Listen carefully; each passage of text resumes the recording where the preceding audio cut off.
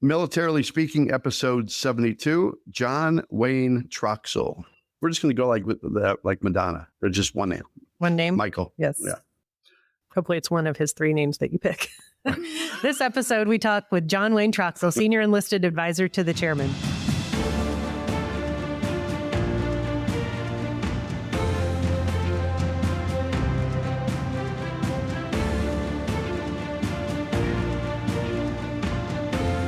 Welcome to Militarily Speaking, brought to you by Armed Forces Bank. This is Tom McLean and her. And me. And Jodi Vickery. I am the military retail executive for Armed Forces Bank, and Jodi is the Executive Vice President, Director of Consumer Banking. Thrilled to have Jodi on our team. She's the straw that stirs. As long as it's stirring coffee, we can use that. All day long. We can use that. Again, welcome to our show. We're excited to have you listening and learning all about our guest, John Wayne Troxell. I want to take a minute, John, and tell our audience a little bit about your background, and then I think you'll do a much There's better. a lot to say about it. There's a lot. Like I could do a whole podcast just about that, but I'm going to do the skinny down version because I know John will speak to it in far more detail than I could do service to it. So Army Command Sergeant Major John Wayne Troxell served our country for 38 years. Thank you so much for your service. Most recently served as the Senior Enlisted Advisor to the Chairman of the Joint Chiefs of Staff, and he was the senior non-commissioned officer in the U.S. Armed Forces from December 11th to 2015 until his retirement on December 13th, 2019. In that role, he served as the principal military advisor to the chairman and the Secretary of Defense on all matters involving joint and combined total force integration, utilization, health of the force, and joint development for enlisted personnel. You've got a storied career, no doubt about it, as I read all your accolades. I did want to highlight that you had 5 combat tours of duty, including making the combat parachute jump and service in Operation Just Cause in Panama, Operation Desert Shield and Storm, 2 tours on Operation Iraqi Freedom, and Operation Enduring Freedom in Afghanistan. So again, thank you for 38 years of service to our country. Thank you, somewhat inadequate, but it's important to say that. And I think in summary, I'd say post-retirement, you're an author, you're a consultant in a lot of different varieties. And we are just honored and I'm happy to welcome you to the show this afternoon. Well, thanks so much, Tom and Jodi. It's an honor to be here today. I would love for you to do far more justice to your storied military career than I would be able to do, and just give our audience kind of a glimpse into your background and your military career as a starting point today. Yeah, so I was born in Springfield, Illinois. I grew up in Davenport, Iowa, Quad Cities, USA, right on the Mississippi River.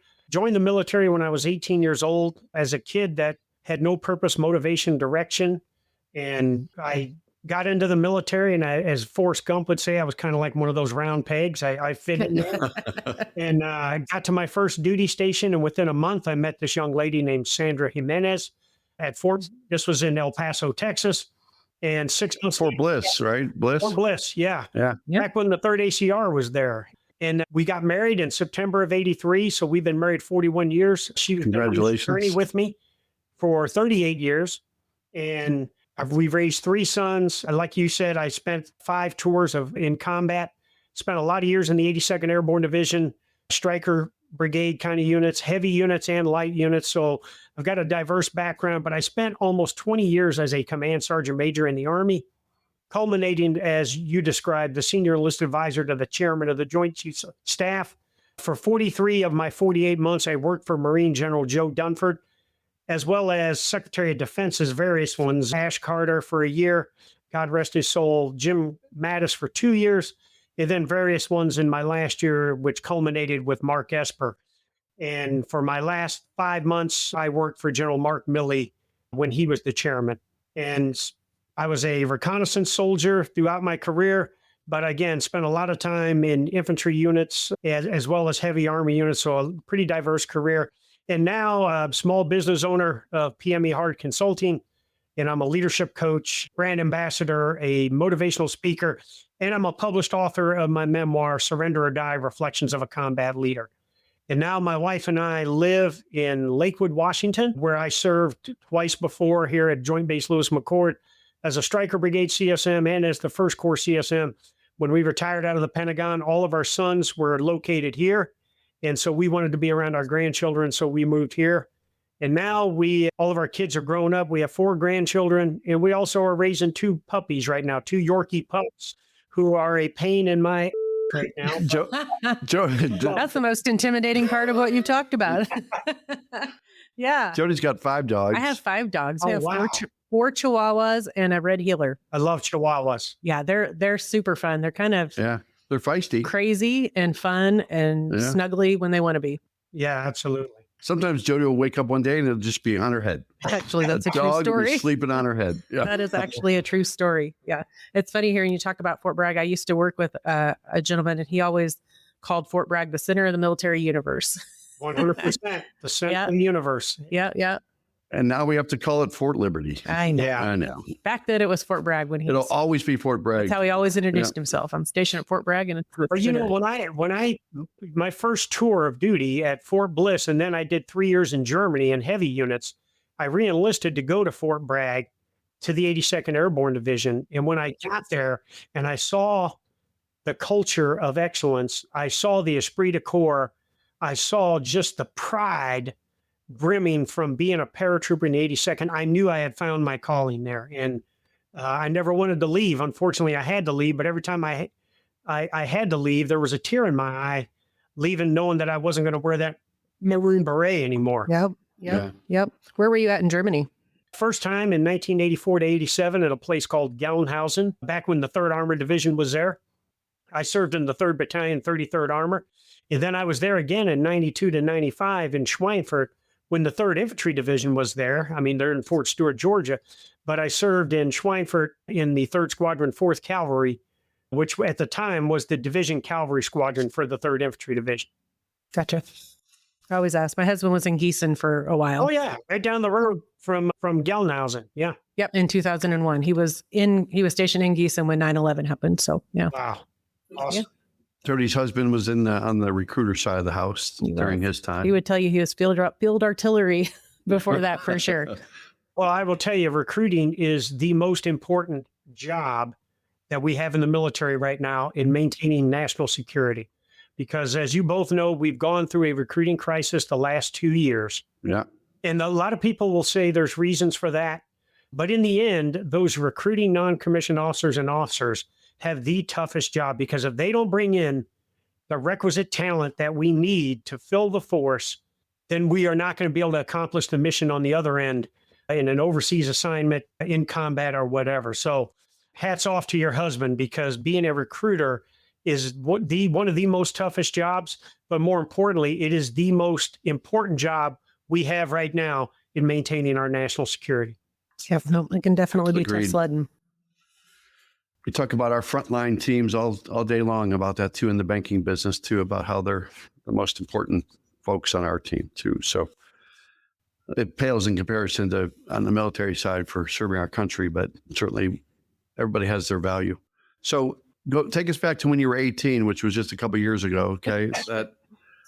Same for me. You said don't people say, yeah, I was young and dumb, I just joined the military. So, but everybody has a story as to why. Yeah. You were in the Midwest. What was the impetus? What got you motivated to sign? So again, I was a half athlete. I didn't do well in school. I ran the streets a lot with my friends, but I had this group of older kids from my neighborhood, a year or 2 years older than me. And I would see them leave. They had joined military service, and I would see them leave, and they were just like me. But when they returned, they had transformed into something that really I was in awe of. They walked a little bit taller. They walked with their chest out. They were proud. They were sinewy, muscular, and fit. And they were boisterous in their conversation, and they were confident. And I was like, I don't know what kind of drug they're giving them in the military, but I want some of that, And so that was kind of the motivation, because I didn't have any prospects of going to college because I didn't have the grades. I wasn't an athlete or anything, and my parents couldn't afford to send me to school. So I needed to do something. And that was it. Seeing the example of those folks that had come back from their recruit training or their assignments that compelled me to want to be a part of the United States military. Didn't you say, little birdie told me something about you, John, that there's like army muscle or gym muscle or something. Isn't there a difference between the two muscles? Oh, yeah. I'm intrigued. I know you gotta finish the story, okay? It's a phrase. This must have been Hendricks talking to you, okay? Yeah, we won't say his full name, but Keith Hendricks. Yeah, he said that. Fort Carson. Social Security. Started in early May. Yeah, go ahead. I use this phrase all the time. No muscle cars in the ranks. And what I meant by that is when we talk about the requisite fitness level to endure the brutality and unforgiveness of combat, there's a physical, mental, and emotional aspect to being ready, dare I say hard, to face those kinds of conditions in combat. And too many times people that focus on lifting a lot of weights, gaining a lot of weight, getting big muscles and everything, that normally doesn't pay off in the cardio department when you're hiking the Hindu Kush in Afghanistan, or you're wearing 120, 130 pounds of kit in 110-degree weather in the cities of Iraq and everything. And so I used to say all the time, no muscle cars, because normally a muscle car, it looks good. Just for show. For show, good. Right? Yeah. It's got, it's loud. It's got this big engine and everything, but it's got a little gas tank. And so we want people that, yes, they have muscular strength, muscular endurance, but they have to have cardiovascular fitness to especially endure the terrain, weather, and the constant pace of combat operations. So that's where I got that from. So when guys were telling me, yeah, I can bench press 400 pounds, I said, okay, sprint 200 meters, come back and let me see you bench press at 400 pounds. Okay. Yeah, right. All right. Because that doesn't equate to combat effectiveness in terms of speed, power, and agility that is needed in a combat zone. God bless people that want to go out there and be these big muscle cars and everything and want to have the big arms and everything. But I'll take the guy that has a general level of fitness across those categories I just talked about over a big muscle head any day of the week. So we were before this podcast, we were talking about Lou Ferrigno. So, right, the Incredible Hulk. So that's for a muscle car type. Yeah, that's right? a muscle car. Now Ferrigno, I mean, he's a world-class athlete, but dare I say, he ran a lot on the show, as I recall. Yeah, I know he did run, but he was green. Yeah, I mean, when he was running on that show, I mean, again, it's Hollywood, so he's probably running 25, 30, 50 meters and then calling it quits. Then it played over and over. As a body yeah. But if you put that guy on a react to combat drill or react to indirect fire drill in combat with 130 pounds of kit on, where he has to constantly keep moving at a rapid pace to get out of where the impact zone of those rounds are, you're talking about a guy that can potentially be a liability, especially if that terrain is rough, uneven, and steep. Yeah, he looks good. He's a great athlete and everything. But again, that's not what we want our troops looking like or the kind of shape we want them in to be able to deal with the elements of combat. Great. Yeah, definitely a required tape test kind of guy. So you talked about why you joined and why you enlisted. If there's a young person that's listening to this today or a parent of a young person, what advice would you give them about joining the military, today's military, which is different, of course, than when you enlisted so long ago? Advice you'd give them about the decision to join. And then also if they are getting in with the mindset that they're going to make a career of it, just like you did, and be in it for the long haul, what career advice would you give them so they get off to a good right start and do all the things as quickly and at a clip that they should to make sure that it's a successful career over 2 decades plus? So that's a great question. First of all, I would explain to them not only the potential recruit, but their family members, their parents or siblings or whoever, that this is a commitment. And whether you are active guard or reserve, and whether you're just going to come in for 4 to 6 years or whatever it is, and you're only coming in for the educational benefits or things like that, or the VA benefits associated with being a veteran, understand that is a commitment for that enlistment that you brought in or that commissioning that you came in for. So for that 5 years, you have to be totally dedicated to making yourself the best you can be. That means what we've already kind of talked about: physically, mentally, emotionally, technically, tactically, and educationally. You have to make yourself the best that you can be and understand that you're going to be part of a high-performing team that expects you to be at your best every day. And especially when it's a situation like combat or in a deployment or something, that they expect you to be at your best all the time, every time in what you're doing. That means you have to come in with a focus on making yourself better.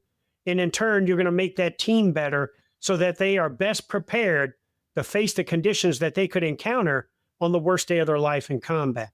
Now, if someone is thinking about making it a career, my advice is, how do you grow and develop and get better every day? Now, you do that initially, if someone's just going to do one tour, but for the long term, you want to set goals for yourself and you want to dream big on what you want to do in the military. And I will tell you, every time I wanted to do something to better myself professionally and personally in the military, all I had to do was this: raise my hand and say, I want to go to airborne school. I want to be a paratrooper in the 82nd Airborne Division. I want to go to Ranger School. I want to be a jump master. I want to be a pathfinder. I want to get a college degree. All I had to do was raise my hand and make that commitment. And then throughout your career, visualize, as you set these lofty, attainable goals for yourself, visualize yourself doing the necessary steps to reach your goals. And once you reach a goal, then you got to set another one that could be more lofty and everything. I never thought that I would one day be the SEAC and the senior enlisted guy in the entire U.S. Armed Forces, but I wanted to be the best that I could be. I wanted to grow and develop, and I wanted to get more responsibility as I grew. And once you visualize yourself doing the things necessary, all you have to do is go out and get it done. Now, we all know in military service, you're going to face adversity. You're going to serve around people that you really don't care for because you don't have the same kind of value system. But you cannot allow anybody like that to stop you from reaching your goals. The only way that someone will not reach their goals in military service throughout a career is because they quit on themselves or they allow other outside influences to prevent them from getting after that. The bottom line is, when you make a career out of the military, you can be all that you want to be. And all you have to do is make that commitment and say, I'm going to go do this and get after it. Kind of want to bottle that up and play that back. It's great advice for somebody that's about to join the military or considering it. It's also just honestly great life advice. Yeah. I have a young son in college, and maybe I'll play this back on repeat. There we say, like in sports, act like you've been there before when you're in the end zone, but you got to act like you want to be there too. Mm-hmm. And if you're not going to invest in yourself or invest in our country or invest in the tasks that are ahead of you or advancing your career, then don't go. And so good advice, because you're doing a disservice to the country. Yeah. That feels too bold to say that, but you want the best of the best out there to cover everyone's backs. Well, and Tom, you know what we don't talk about, what doesn't get talked about a lot, the more we don't do that at the individual and collective level, in the end, especially if it's large-scale combat, we could be relinquishing competitive advantages to our enemy that we are expected to go and fight. So we have to expect, when we serve in the military, and especially in this expeditionary military that we're in right now, that everything we do every day has an effect on what we can do on the worst day of our life in combat. And the last thing we want to do is to kind of go through things half step or not fully commit, that in the end, all of a sudden the enemy has an advantage over us. The American people expect every man or woman in the United States military to be at their best on their worst day.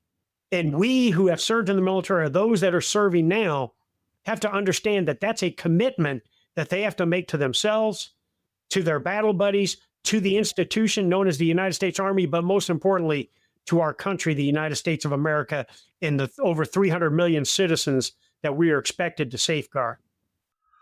We've had a lot of guests, as you know. When I introduced you today, we were episode 72. And so we've had a lot of guests that are veterans that are giving back in some form or another, whether it's through consultative work or whether it's through different organizations that are addressing needs, whether it's food insecurity, PTSD, mental health issues, you name it. And I was going to be sarcastic and say, since John left the military, he's not doing anything, right, Jodi?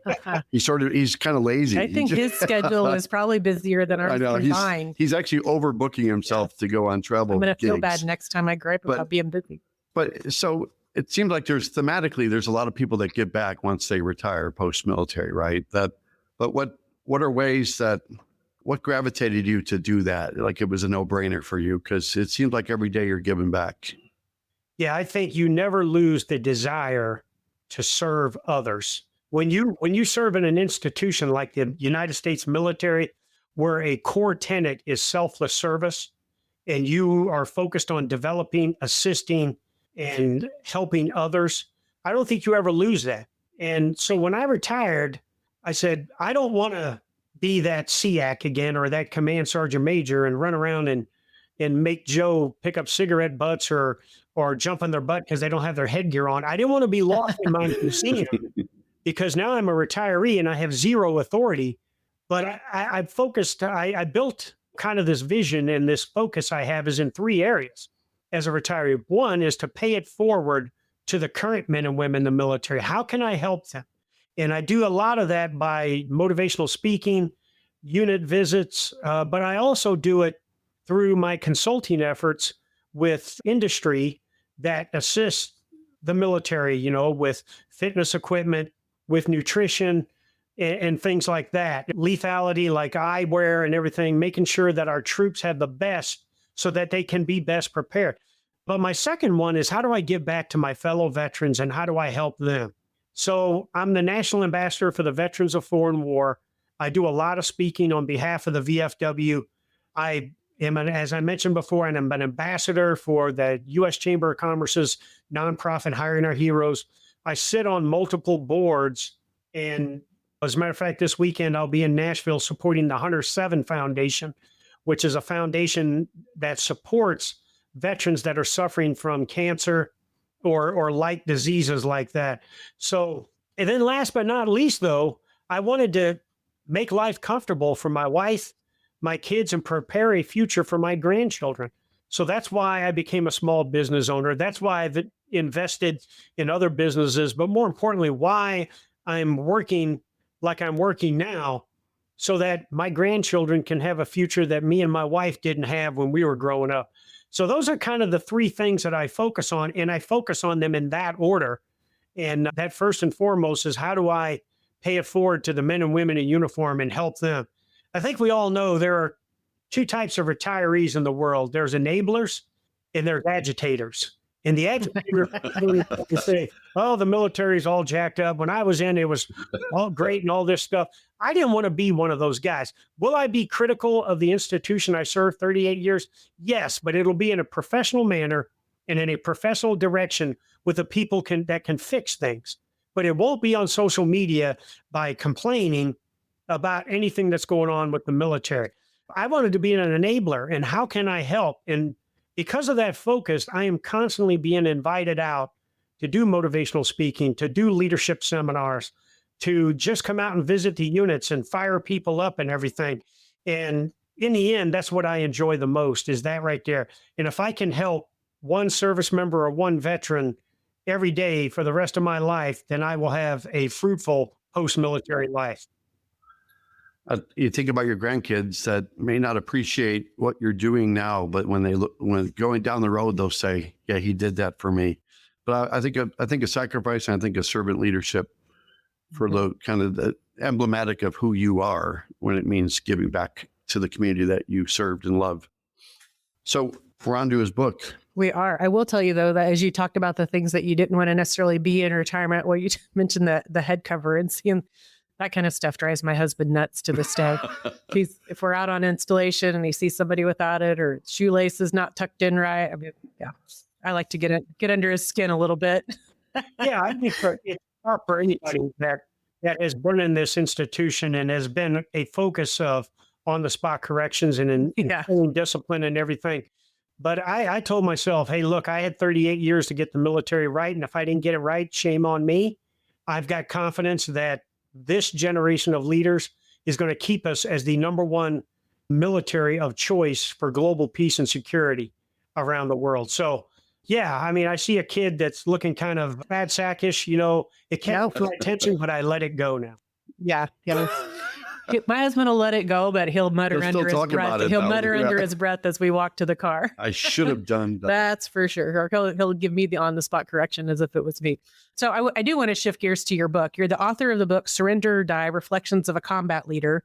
And, I have a lot of questions about it, but There's a plethora of there's questions a in here. plethora of questions. Tom's favorite word. This is it right here. Yes. Oh. Love it. We're going to change it to now a video We're going to have podcast. to. Yeah. Or Yep. take a screenshot of that. That's a cool cover. Who designed that? This was a photo. So my author coach that helped me write my book, Ann McIndoe, she said, hey, we got to put a powerful photo on the front of it. And this was me when I was the command sergeant major of all combat forces in Afghanistan, 2011 and 12. And I was out with one of our NATO partners, the French Airborne Brigade, and we were scaling this huge mountain in eastern Afghanistan. And when I got to the top of the hill, there was a photographer up there who had been a part of the patrol in front of us and was taking a picture of me. And so I just threw up the peace sign, and as you can see, my mouth is open. So I was sucking wind coming up that mountain. But I wasn't a muscle car, though, because I was ready to fight if I had to right then and there. But that was the picture that as you can see, you got the mountains of Afghanistan in the background. Yeah. You got a little bit of an American flag back here. And perfect. And then it has my company, the creator of my nonprofit is eTool Nation, and my company is PME Hard Consulting. And then my former boss, chairman of the Joint Chiefs Staff, General Joe Dunford, wrote the foreword for my book. So very, that's amazing. Love it. Hey everyone, if you're looking for a little extra financial flexibility to take the family on a vacation, tackle that home renovation, or just get through the ups and downs of military life, we've got some great news for our military listeners. Absolutely. Armed Forces Bank offers access loans that are perfect for handling life's unexpected expenses, consolidating debt, or even making that big purchase you've been thinking about. And with our fast approval process, you can get the funds you need quickly and easily without all the hassle. At Armed Forces Bank, about 75% of our team is affiliated with the military, so we understand your unique needs. We've been supporting military families for over 100 years, and we're here to help you take control of your finances. Whether you're active duty, a veteran, or a reservist, we're committed to offering you flexible terms and competitive rates, making sure you get a loan that fits your life. So if you're ready to take that next step, head over to afbank.com or visit a branch near you. Armed Forces Bank, serving those who serve. Member FDIC, subject to credit approval. Origination fee applies. Direct deposit relationship required. Loan terms are based on loan amount. Bring us into that experience. What caused you to say, I have had such a journey, such experiences that I need to distill this to a book. I need to share this. I know as part of this, and I think the company name bears this out, the term that you coined, PME, physically, mentally, emotional. You've talked about why all of those aspects of readiness are important. What made you want to write this book, and why was that important to you? So I never thought that I would write a book, especially a memoir, about my life. But when you look at when I became the SEAC, people, when I said, hey, I did a combat jump in 1989 in Panama City, Panama, as part of Operation Just Cause. I'm a Desert Shield, Desert Storm veteran, and I'm nearing 38 years and almost 20 years time in grade. But the thing that kind of took it off where people really wanted to know about me is when Secretary Mattis became the Secretary of Defense. And when he came in, after getting sworn in, he brought myself and the service senior enlisted leaders, the Sergeant Major of the Army and the other service guys. And he said, get the word out. We are no longer going to talk about just defeating any threat to the United States. We're going to annihilate any threat to the United States. And that was a powerful message coming from the Secretary of Defense.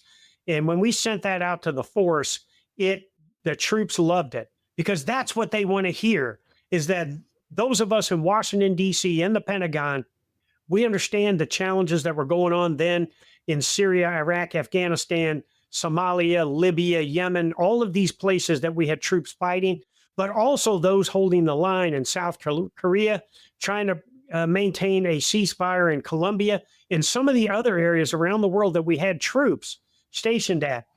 And so to compliment my big boss, and, Joe Dunford, my immediate boss, the chairman, was always talking about fighting and winning on any given day. And so I happened to be on a trip to Syria where I was visiting our most elite Army Special Operations Forces during the fall of Raqqa, where our Syrian Democratic Force partners with special operations support were about to just crush ISIS. And while I was there, one of the operators, sergeant majors for that unit, his name is George, he and I developed a pretty good relationship, and we kept talking about the profession and the development of non-commissioned officers through combat experience, meaning that we wanted to develop them in such a way that they understood the law of land warfare. They were professional in their aspects, and they didn't let losses in combat become personal because they knew they were professional soldiers.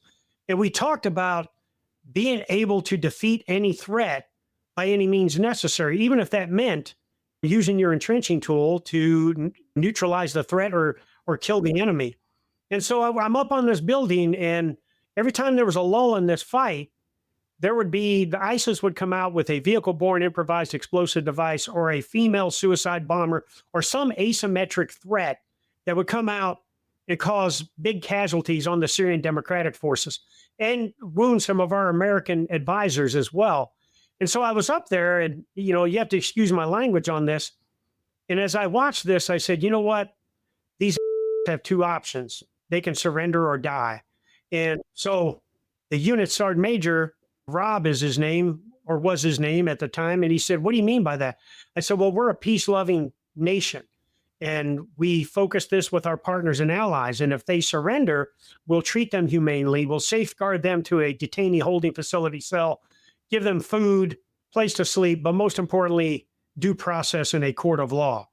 But if they choose not to surrender, then let there be no doubt we're going to kill them with extreme prejudice, whether that's dropping bombs on them, working through our partner forces to neutralize them, shooting them in the face if we have to, or beating them to death with our entrenching tools. And so Rob told me, he said, hey, you ought to send that to Secretary Mattis and General Dunford in your update. So I did. And Mattis wrote back to me and said, I want you to keep saying that because that supports my narrative of we are going to annihilate any threat to the United States of America. And I started doing that as a means of inspiring the troops and maybe intimidating the enemy a little bit if they were eavesdropping on some of the platforms I was talking on or whatever. And it was never an issue. And until I was Christmas Day of 2017 on a USO tour, I was in Bagram Airfield. We had the troops in there, and we had all these movie stars and performers that were going to do a show for the troops. And General Dunford and I always fired the troops up right away. And I was up on stage, and I had an entrenching tool in my hand, and Medal of Honor recipient Flo Groberg was with me with a Medal of Honor or with a entrenching tool. And I said that same phrase. And after it fired the troops up, blew the roof off the place. And after I got done and I walked off, there was a Washington Post reporter in the audience who approached me and said, hey, you just told the troops it was okay to go out and commit war crimes. I said, I did nothing of the sort. I said, we train soldiers, Marines, battlefield airmen, and special operators how to use non-standard weapons to neutralize enemy threats. And he said, well, I'm going to go public with this. And I said, well, knock yourself out. But as I thought about it, I got with my public affairs guy back in Washington, D.C., Rob Couture, who's a close friend of mine now. And I said, hey, this guy's going to do an article. What should we do? And he said, let's beat him to the punch. So we did a quote of what I said. I gave him a picture of me holding an entrenching tool. And we did a social media post with this. Basically, it was a message to ISIS that you had two options, surrender or die. And we did it to counter this negative narrative that the Washington Post was going to put out.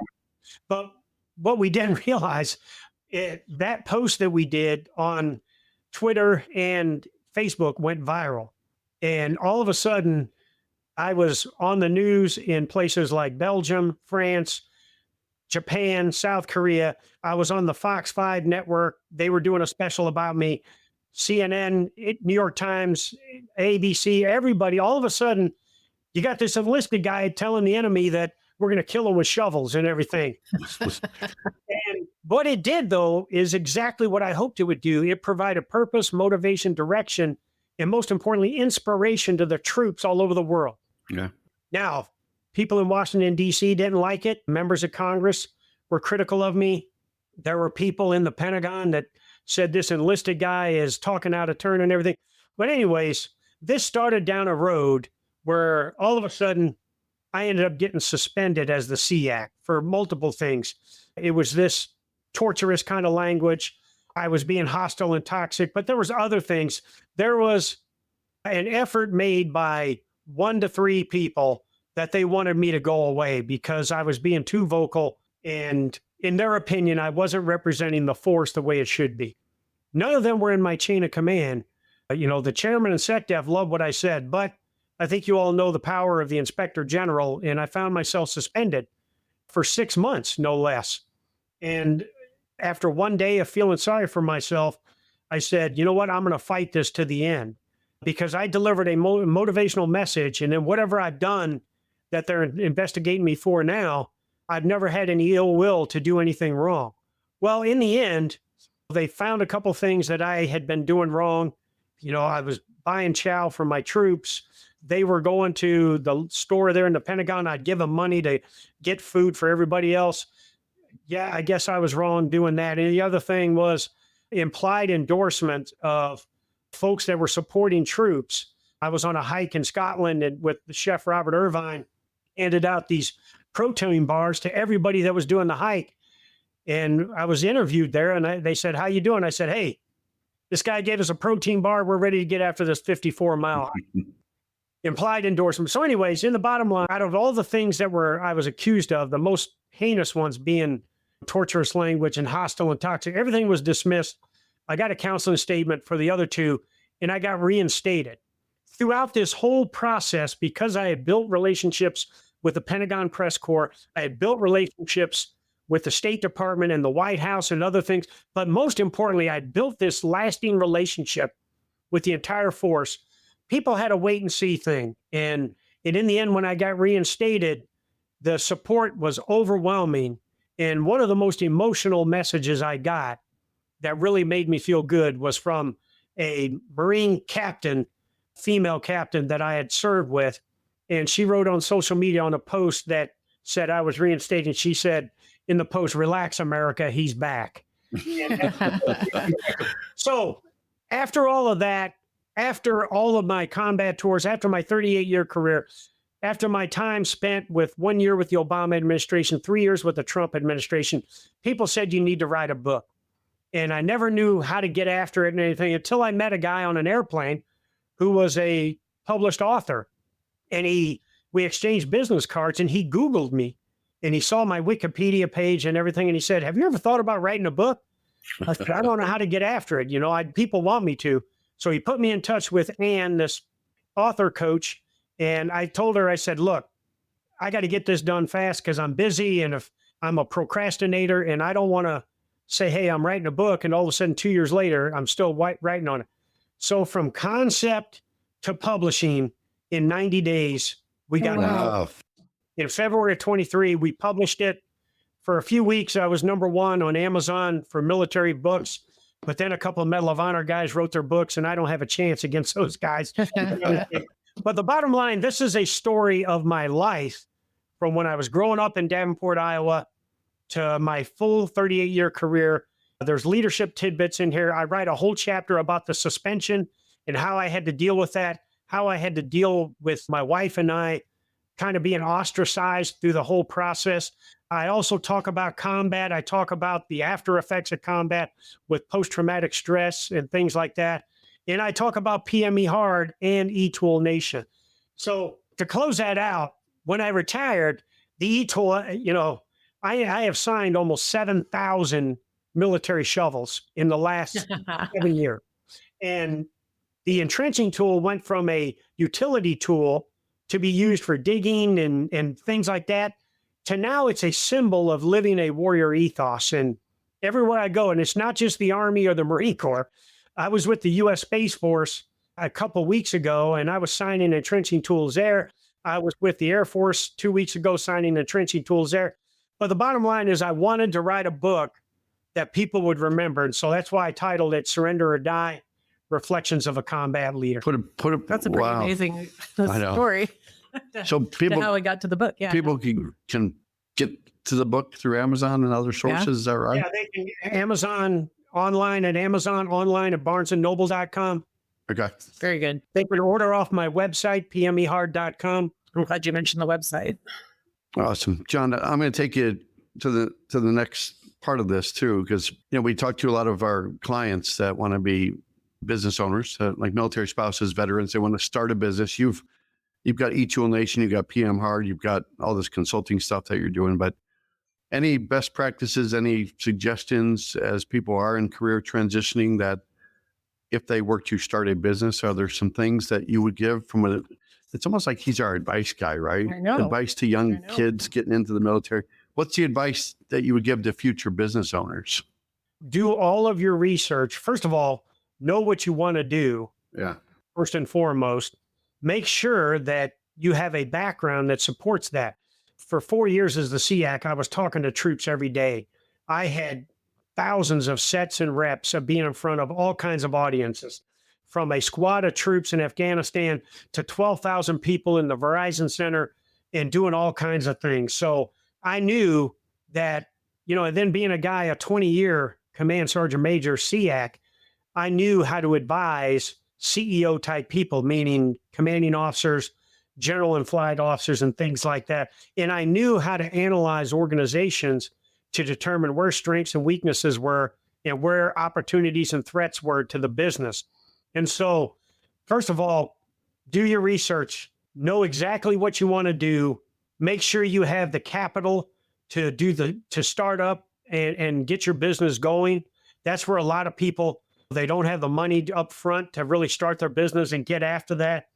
And then through it all, you have to understand who the competition is and what are they doing in real time to be effective.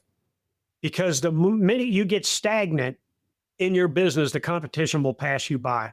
And last but not least, and this is that selfless service thing.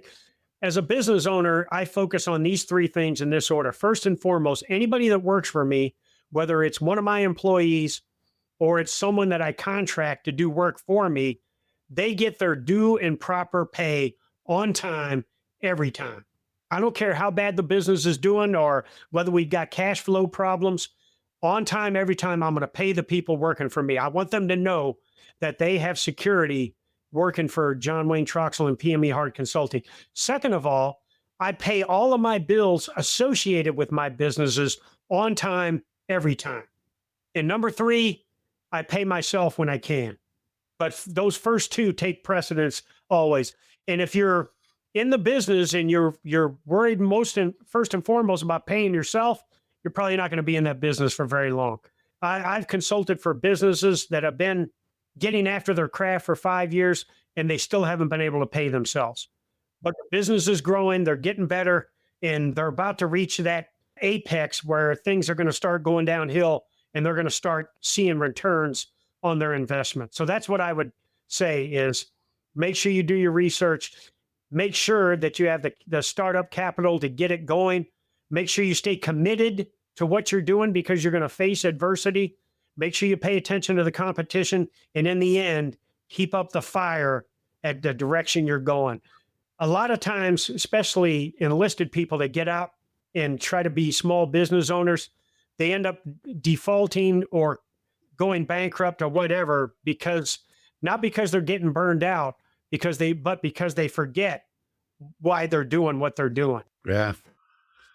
You think about the three things you just listed about, it just feels like you got to have integrity. You got to have a great brand, a great reputation, a great image to get either repeat business or have people talk about you, and to pay vendors and to pay the team. I mean, nothing else matters, right? Because they can trust you. Yeah. To give you an example, so I consulted for this. It's $1 billion company now. And we were looking to invest in Fort Bliss, Texas at an establishment there at Freedom's Crossing. Which by the way, we have a branch inside of Freedom Crossing. You know that. Oh, do you? Okay. Yeah, now you know that. Yeah. Yeah. But so I went in there to find out about the potential, and the doors were locked on this place. And there was a sign on the door that said it was the owners to the proprietors, the owners of the property to the proprietors, that said, you haven't paid your rent in 3 months. And We have changed the locks on everything, and you're not going to be able to open your business till you pay your rent.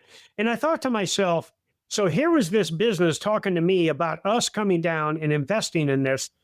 And I thought to myself at the time, had I immediately jumped on that instead of getting on a plane, flying to Fort Bliss to check this out, I could have took us down the road where we were just paying the guy's bills. And in the end, when I got down there, I thought to myself, the proprietors of this place, what is their reputation going to be now when the place is closed because they couldn't pay their bills for whatever reason? And now the owners of this property certainly are not going to give them a positive review on how they did because they owe them over $30,000, you know? Yes. Yeah. So that's why number 2 is so important, that you pay your people first. You make sure you pay your bills associated with a company on time, every time, because the last thing you want is creditors crawling all over you when you're trying to grow your business. And in the end, pay yourself when you can. And sometimes, like, I have good months and I'm able to pay myself. There's other times that I can't pay myself for months because I'm too focused on growing the business. And that's the discipline, that's the motivation and the dedication to making your business work. We're gonna bring this home, John, and I know Keith Hendricks, who's one of our very own banking center managers at Fort Carson. We were fortunate enough to have you today to talk about all your skills, your experience, your leadership, your brand ambassadorship, your motional speaking, all that too. But for the record, we've got to have one thing you got to say about Keith. Dirt. Yeah, we need the dirt. It'll forever be in this podcast, right, John? So anything that's, keep it clean though, please. No, I've got nothing but. We love him. It's a great addition to our team. Yeah. I've got nothing but respect for Hendricks. He's one of the guys, like thousands of others that I served with, that they were selfless in everything they did in their career. Not just selfless, but fearless in going into battle. Yeah. You know, people want to put a premium on who's a combat veteran and who's not, even if you've gone in to Iraq or Afghanistan. I always talk about this, a willing acceptance of the risk of death by entering into a combat zone. I don't care what you do in there, you have accepted that potentially you will get killed doing the duties for your country here, and you do it with pride and you go in and get after that. That's the kind of guy Hendricks was. And he was always driven, to the point that I had lost contact with him after his military service and I retired. But he reached out to me. I was at Fort Carson and he was running one of his he had a restaurant. The pizza shop. Yeah. Yeah. And I went and visited it. And he was the same way, this pizza shop, that he was as a leader when he was working for me. Yeah. He was in charge, but he cared about his people. He was focused on building a cohesive team, and he was focused on being successful. So when I look at the United States of America, and especially to our veteran population, we will never have a hero crisis in this country because the Keith Hendricks of the world, through their military service, were always dedicated to get the job done and take care of their people. And they'll do the same thing in post-military life with what he was doing with his pizza joints, and certainly what he's doing running one of your chapters of Armed Forces Bank. Yeah. Well, we're going to have to edit that entire favorable comment. We're going to have to make up a Keith story. He does have some scar tissue on his fourth point of contact from Troxell, okay? So I'll let him talk about that. Yeah, we'll save that. Podcast number 2. Hey, but you know, ash chewings are about love. They're not about hate. You love them so much. So funny. You want them to be the best that they can be and do the best job they can be. So you take the time out of your schedule to develop them. And sometimes it's in a way that is short on patience and calm voice. But in the end, Hendricks was one of the best that I ever served with. I thought it makes it, I didn't know if my husband was the only one that used that phrase. I guess not. When you got teenagers, you do what you need to do, right? Absolutely. Yeah, for sure. Let's play. This has been a treat. Thank you for being here, but we are going to ask you to stick with us for just a couple of more seconds. We think it's lovely and endearing. We'll let John be the judge of that. It may be annoying. Yeah. We're not sure. But we have a game we like to play at the end of every podcast called the Military Minute. A chance for our audience to win gift cards for themselves, gift cards that they are funds that they can donate to a charity of their choice. And I want to reflect on last podcast episode's Military Minute question. Do you think he'll know the answer to this? We were talking to somebody that runs our recruit division. Yeah. He might. I mean, it would be interesting to have that number specifically committed to memory. 3%. Plus or minus 3%. It's about Army recruiting. How many people enlisted in the Army for the first year after 9/11 happened? He's going to get so much closer. He's going to get really close. He's formulaically tabulating right now. 9/11 happened, and shortly after that, I was on my way to Iraq. I would say, with the size of our military then, I would say 45,000. I'm wondering if you've got the wrong number. No, he's wrong. So probably wrong. It was plus or minus 300%. Yeah. So I'm going to fact check McLean, but the number he has is 181,510, which is a very large. True. Yeah. We're not meaning to put you on the spot. Yeah. And there was such a time too of people wanting to join and wanting to do something that for sure. day. That makes sense because the Army has a phrase, we recruit the Marine Corps every year. And the Marine Corps' numbers are usually between 180,000 to just over 200,000. So there you go then. That makes sense. Yep. All right, fact check done. So if you are in our audience and after the last podcast, you guessed 181,510. Exactly. Remarkably, exactly. Watch for your name to drop and you could be the recipient of $50 gift card for yourself and $50 for a charity of your choice. And this week's Military Minute, if you listen to this podcast and you don't know the answer, then you need to get your ears checked. Because we have or go back to listen to it again or Google John Wayne Troxell. Yes, we've said it repeatedly. And you can't answer this one because, of course, you're going to know the answer. What is the name of John's book? We'll give him an easy one. This is our way, John, of getting people to go find out, make sure they get the right answer. That means they're looking at the book somewhere. Go find the book. Full answer. Enter the name. Full answer, right. Yes. It can't just be half of the title. It has to be the full title.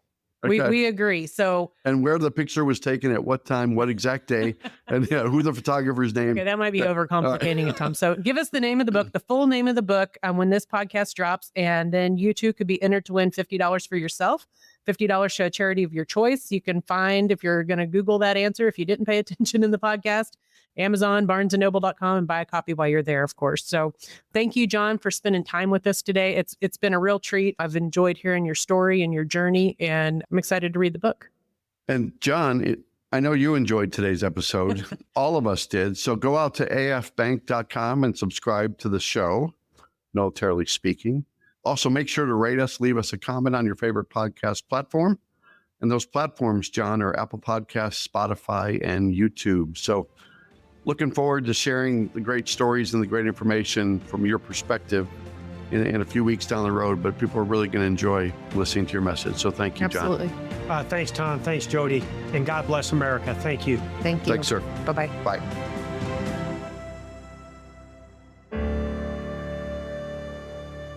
Copyright Armed Forces Bank, member FDIC, equal housing lender. All non-Armed Forces Bank owned apps, websites, company names, and product names are trademarks or registered trademarks of their respective owners. Their mention does not imply any affiliation with or endorsement by Armed Forces Bank of them or their products and services. They are merely used as examples of the many available apps, companies, and websites that offer similar services. Before using any app or website, you should carefully review the terms of use, data collection, and privacy policy. Apps may have an initial cost or in-application purchase features. This information is general in nature and is not intended to be legal, tax, or financial advice. Although Armed Forces Bank believes this information to be accurate, it cannot ensure that it could change. Statements or opinions of individuals referenced herein are their own, not Armed Forces Bank. Consult an appropriate professional concerning your specific situation and respective governing bodies for applicable laws, such as irs.gov for current tax law. Armed Forces Bank